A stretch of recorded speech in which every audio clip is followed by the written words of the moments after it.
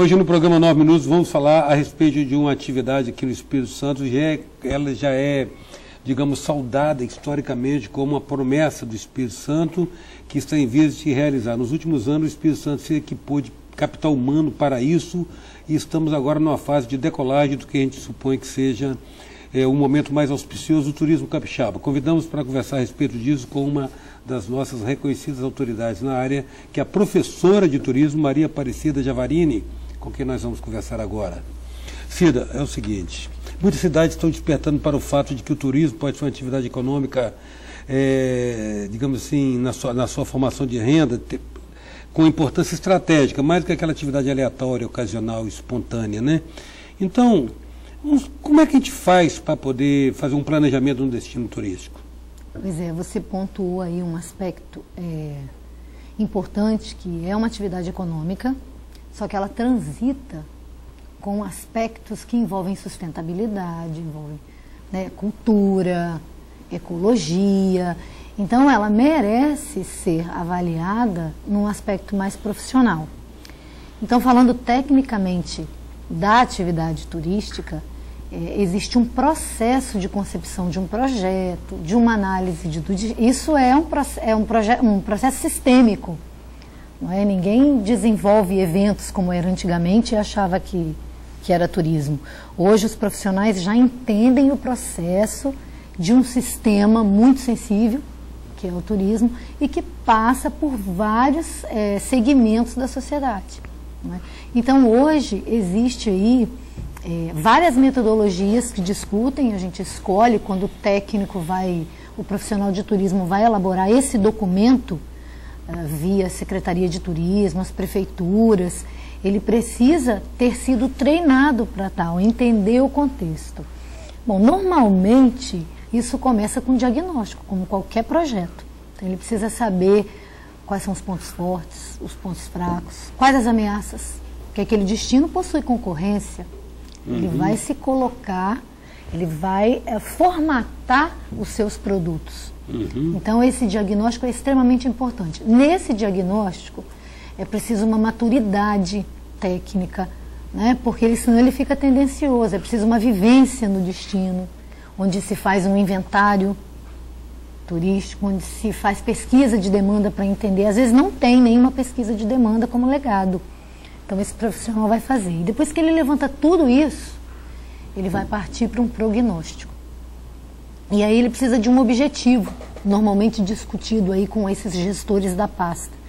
Então, de uma visão daquele destino, em quanto tempo aquele destino quer ser reconhecido como um destino turístico. O que ele quer em relação ao turismo, porque senão ele não consegue planejar. Então ele já fez o diagnóstico, agora ele vai prognosticar balizado por um objetivo que deve ser bem claro. Então, onde aquele município quer estar, ou aquela região, porque hoje se trabalha num contexto regional, onde aquela região quer estar daqui a médio prazo, né? Turismo é planejamento estratégico. A gente trabalha às vezes com médio por causa das gestões, mas o normal é o longo prazo. Então, onde aquele destino quer estar daqui a 10 anos? Daí ele vai traçar esses objetivos, as estratégias para conseguir chegar às metas e vai criar seus planos setoriais para desmembrar isso e começar a agir. E são planos que vão transitar por oficinas de sensibilização, capacitação e qualificação, normatização de alguns aspectos. Para se trabalhar com turismo precisa de uma ordem mínima de alguns processos, né? Existem guias inseridos no contexto, existe um receptivo, existem normas de alimentos e bebidas, precisa dar uma olhada, né? Você vai trabalhar com transporte, hospedagem e alimentação e mais as questões de hospitalidade. Então, ele começa a criar planos setoriais. Normalmente a gente trabalha com 7 a 10 planos setoriais. Não existe uma regra, existe uma necessidade, né? Mas quando a gente trabalha isso em sala de aula, eu peço para funilar, senão você fica com muitas frentes de trabalho. Então, esses planos, eles vão ser desmembrados em projetos. E você vai numerar isso. Projeto 1, projeto 2, mas você já diagnosticou, conversou com os atores que vão gerir o processo e agora você vai para a ação. E nesse momento, o turismo brasileiro, já tem um tempo que isso acontece, mas o Espírito Santo agora a gente já começa a sentir os efeitos de se trabalhar as regiões e não o município especificamente. Agrupar eu peguei os duas. municípios pelas suas Exatamente. afinidades. Não é tão fácil quanto parece. Sim. Porque existem Barreiras. desejos diferentes, visões diferentes, o que pode ser rico, vaidades diferentes. Sim. O que é um processo. Mas o mundo já trabalha o contexto de cluster há muito tempo, que são características semelhantes, geográficas, culturais, bastante discutidas, porque é um momento onde os municípios são ativos nas suas, se não são, deveriam ser ativos nas suas reflexões. Às vezes ele não se sente pertencente a uma região, ele se sente pertencente a outra, mas ele precisa dizer, senão o planejamento dele vai ser truncado. Então o planejamento é isso, não é tão simples quanto parece, mas tem uma técnica, precisa aprender a fazer isso, e uma sensibilidade. Claro. É razão e sensibilidade. Às vezes a gente esbarra na razão, mas a gente consegue consertar. E a sensibilidade para o turismo, que envolve aqueles 4 pilares da sustentabilidade: a inclusão, a economia criativa. Isso é mais do que um organograma dos autores como Benio, Petroc, que dizem assim, a fórmula é essa.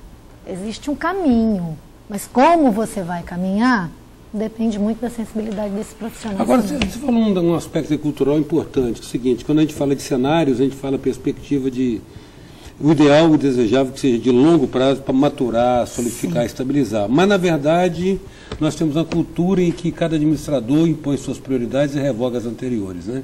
Então, você tem que trabalhar sempre no limite da gestão. Isso. Infelizmente. Trabalhar com o limite da gestão, nós conseguimos, assim, na verdade o Ministério, ele criou algumas ferramentas que dão a esse gestor uma possibilidade que dão ao turismo uma possibilidade de continuidade. Como? Conselhos. Os conselhos são soberanos. Eles se tornam, digamos, os tutores da sociedade. Exatamente. Né? Então, o gestor, ele passa, turisticamente falando. Não é? Mas os conselheiros, aquelas entidades que são ali representadas, elas devem ser mentoras de todo aquele processo. Então, manter um conselho ativo é uma forma de perpetuar ações. Mas, assim, eu encontro, às vezes você vai começar um planejamento num destino. Não é? Aquele trabalho que o conselho anterior fez, ele some. Por razões esquisitas, mas ele some. E ele é um trabalho que pertence ao cidadão. Porque aquilo foi feito com dinheiro público. Sim, é da coletividade. Aquilo é isso deveria ser melhor informado. Está aqui no site, busque os dados. Então é uma outra discussão. Mas os conselhos, se exercerem a função para a qual foram organizados, a coisa fica mais suave. Cida, você estava explicando a respeito de planejamento de destino turístico e colocou, ou seja, o caráter científico, né, da estruturação de um destino turístico. Você começa, faz um diagnóstico, faz as pesquisas, faz o inventário daqueles atributos que se julgam que sejam atrativos, né? Faz o diagnóstico, faz o plano de ação, blá, blá, blá. Agora tem um conceito aí que me parece que é transversal a isso tudo, que é da hospitalidade. Explica para nós isso. É importantíssimo, é um conceito difícil às vezes de se perceber. Quando você faz um planejamento, elabora, está tudo pronto. É uma forma de arrumar a sua casa. Nem sempre a casa arrumada significa que você receba bem. Esse sopro de hospitalidade é uma questão cultural. E eu não quero ser taxativa, mas eu acho que o capixaba ainda não recebe da forma como deveria. Nós melhoramos. Eu sou da primeira turma de turismo de Vila Velha, né? Houve outra. A gente encontrava coisas piores. Hoje, esse querer entender essa necessidade do turista, percebê-lo como uma dádiva para o destino, agradecer a sua visita e dizer, olha que bom que você veio ao Espírito Santo, o Estado agradece. Eu acho, a gente não percebe isso muito no dia a dia. A hospitalidade, ela não é um sonho, uma coisa abstrata, não. Né? Ela tem aí alguns princípios, que é a identidade, porque a identidade faz com que você tenha um vínculo com o seu território. O turismo é a atividade econômica que mais vínculo tem com o território. Sim, ela é presencial. Não é né? agricultura, não é? Ela tem um vínculo, e um vínculo afetivo. O serviço é prestado no local. Ali, e você consegue colocar isso, essa parte cultural, quando você se apropria daquilo, na sua hospitalidade. Então, esses autores de hospitalidade colocam a identidade, a legibilidade, como quando você chega, como é que você percebe aquele espaço sujo, poluído, a questão da sonoridade, não é? A questão do cheiro, né? A questão dos valões. Tem gente que confunde, acha que mangue é valão, né? Às vezes vai apresentar um produto para o turista. Eu já ouvi guia de turismo de vez em quando derrapando. Não são todos, obviamente, mas a hospitalidade fala assim, presta atenção na sua identidade, na sua acessibilidade. Ele tem como chegar, como sair, ele consegue transitar pelo destino de maneira tranquila, de maneira que ele entenda onde ele está, e para ele transitar pela cidade ele deve percorrer esses roteiros. Não é? Então, identidade, acessibilidade e essa questão da sinalização é muito importante. Mas tirando isso, olhando outros autores também da mesma área, eles colocam assim, olha, quando você recebe, às vezes não é uma questão financeira, está tudo estruturado, mas o primeiro impacto, né, aquele bom dia, boa tarde, é um processo muito interessante. Então, quando você tem tato, olfato, paladar, a audição e a visão sinergicamente trabalhando ao seu favor, você conseguiu um resultado na hospitalidade que não é abstrato, nem romântico, nem focada na hospitalidade comercial. É assim num bar, é assim num restaurante. Ou seja, assim ser prazeroso ou confortável visualmente, auditivamente, exatamente, sensorialmente. ele precisa se sentir recebido. Bem recebido. Acolhido, bem recebido. Isso começa antes da viagem, nos impactos que você consegue mandar, sejam eles visuais, por blog. E quando ele chega, alguns exemplos assim pequenos, a chegada no aeroporto de um grupo, não pode ser uma simples chegada de um grupo, porque se você não fizer, o outro destino vai fazer. Então, precisa ter ali algo que os encante. Isso não é só marketing, isso é marketing também, mas isso é receber, é querer fazer isso. Então, estruturar um planejamento, sem aquelas oficinas de sensibilização, para que a comunidade pare de buzinar atrás do turista, pare de achar que não é com ela. Né? A gente participou de um evento grande agora, que sentimos que talvez naquele momento, eu não medi isso, eu medi outra coisa, a comunidade estivesse alienada daquele processo. Quando ela se sente alienada, ela vai cometer alguns crimes contra esse turista, até a xenofobia. Até não aceitar, até hostilizar, como alguns destinos fazem. Então, a hospitalidade, ela doura essa pílula. Você diria que ela é indispensável. Indispensável. Isso vale, Eustáquio, para a sua casa, para mim enquanto coordenadora, para um destino, para um evento. E aí é a diferença de quem sabe receber e de quem não sabe receber. Tem gente que recebe muito bem. Tem destino que recebe muito bem e ele se sente acolhido. E tem destino que está tudo muito organizado, muito limpo, mas existe uma... Falta calor, falta o feeling. Falta o feeling. Nós temos feeling? Isso é uma discussão. Nós temos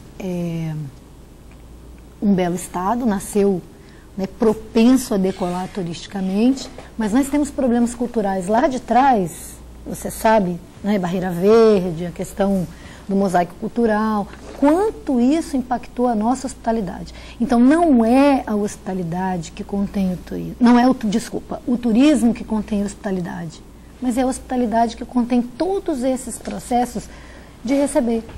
Os eventos que acontecem no turismo, os city tours, né, o cuidado com a fala desse guia de turismo, é muito comum, não só o guia, mas às vezes eu falo muito isso eu posso dizer a você, olha, isso aqui está errado, a gente vai mexer, mas quando esse turista está, ele precisa ter o melhor.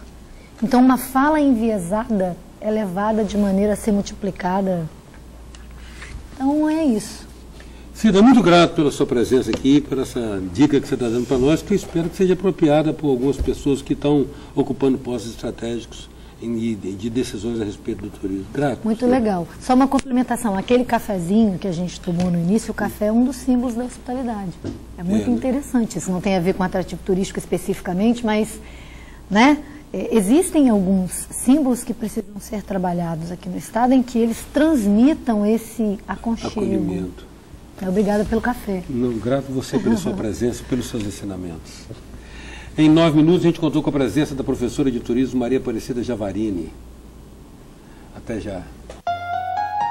Sou passageiro do tempo, tentando entender erro e acerto os caminhos, aprender